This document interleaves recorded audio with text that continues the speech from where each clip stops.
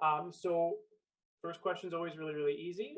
Would you please introduce yourself and give us a little bit about yourself too, Jackie? Sure. I'm Jackie. I live up in Grey County at Holland Center. And yeah. Okay. Definitely. So the reason we're talking today is because was it last fall you captured some very strange audio in your neighborhood? Yes. Yeah. In October last year. So would you kind of describe to me like what happened that night when you recorded this audio? Sure. Well, I had went outside. We were sitting on the front porch. There was some dogs barking, kind of normal, just a normal night. And then we started hearing this sound from the audio there. And so I grabbed my phone and thought I'd start recording it. So that's what I captured from that.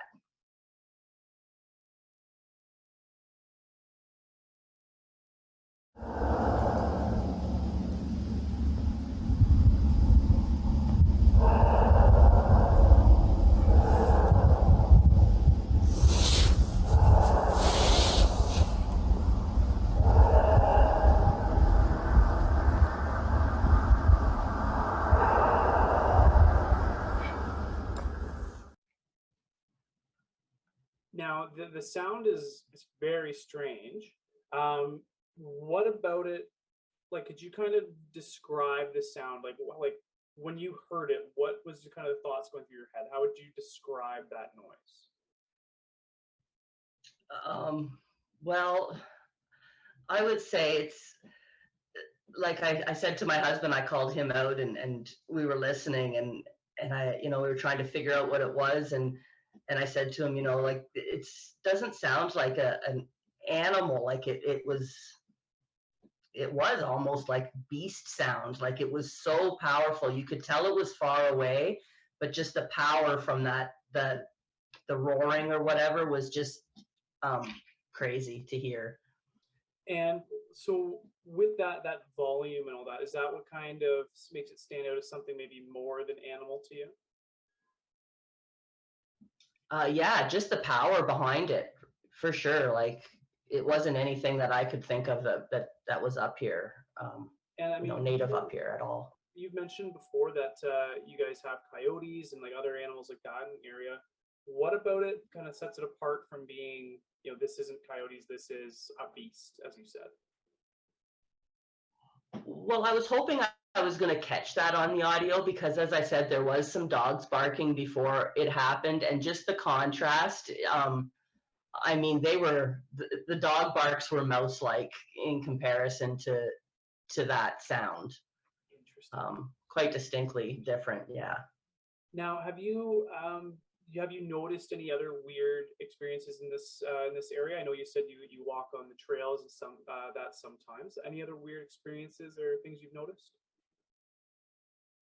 Well, after looking into Sasquatches a bit more and seeing some of the signs that they leave behind, there is a swamp that's a little down from our place here on the trail, and there's actually a tree, quite a sized tree, and it's upside down in the ground. So we never could figure out how that got there or what happened. But then after reading up on the topic, it kind of kind of became stranger to me, right?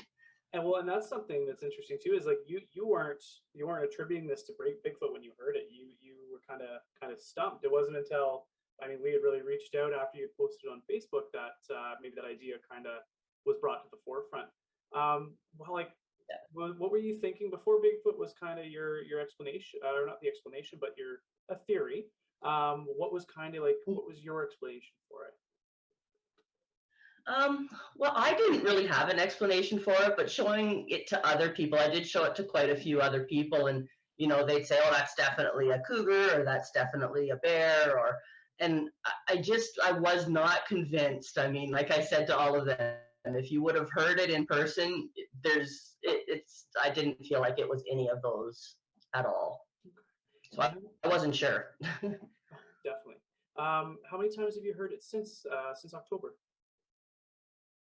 Well, actually, in October, that was probably the second or third time hearing it, and I do remember hearing it a couple nights after that night I had recorded as well.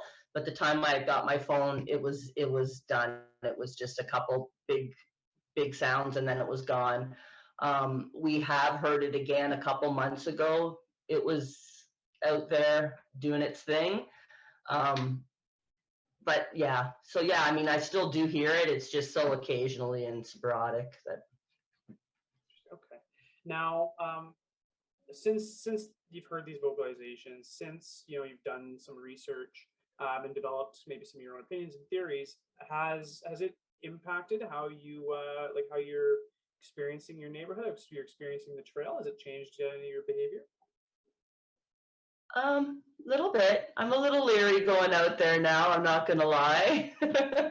um, yeah, just because it is so unexplained, right? Like, so yeah, it definitely does make me think, and I don't know. And this one's just for fun. I mean, after this research and your experience, would you call yourself a believer in Bigfoot, or would you say that maybe there's just some weird stuff going on?